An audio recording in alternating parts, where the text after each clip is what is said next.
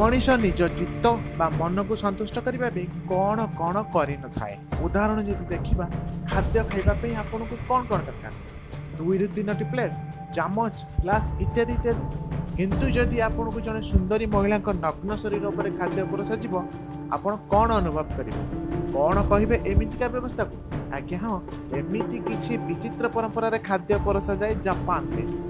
Video रे आगु आहरी रोचक तथ्य अच्छी जहाँ को देखिले आपण भी चकित हो जाए। दयाकोरी आगु को बढ़िया पूर्व वीडियो को लाइक शेयर करने सहित चैनल को सब्सक्राइब कर दिंतु जहाँफल एमती निरा और इंटरेस्टिंग वीडियो नोटिफिकेशन सर्वप्रथमे पाइपर। जापान यही परंपरा को नहीं बहु तर्क वितर्क भी चलुची किंतु बहु पुरातन यही परंपरा को बंद करा तो दूर कथा यह शिल्पर मान्यता पाइलानी। एबे जानिबा विस्तृत भाव में जापान एमिति किछि होटेल अछि जेउठी अतिथि मानकु एही उपाय रे खाद्य परोसा जाए। जेउठी टेबुल ऊपर जने सुंदरी युवती संपूर्ण भाव में उलग्न होई सोई रुहंती एवं तांको शरीर ऊपर सुस्वादु खाद्य गोटिक पर गोटिके परोसा जाए। एही खाद्य को चॉपस्टिक सहाय्य खाई थांती अतिथि माने। महिला शरीर को आकर्षणीय करने पे विभिन्न प्रकार पुष्प और साजसज्जा करा जाय थाए। यही ऐज परंपरा को जापान ने नियताइमरी बा नानताइमरी कह जाए।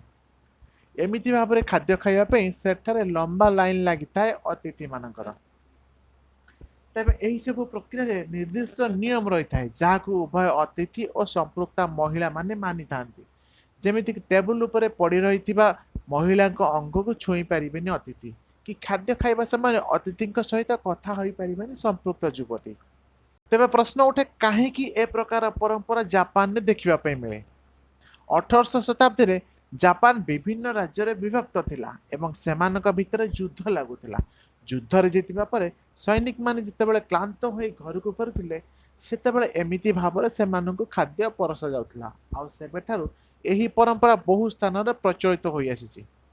यही परंपरा को नहीं बहु विरोध और तर्क हो आसुला बेले किसी स्थान में यह बंद करा जाय सारलानी किंतु एबे भी बहु स्थान में एमिति परंपरा देखिबा मिलुछि।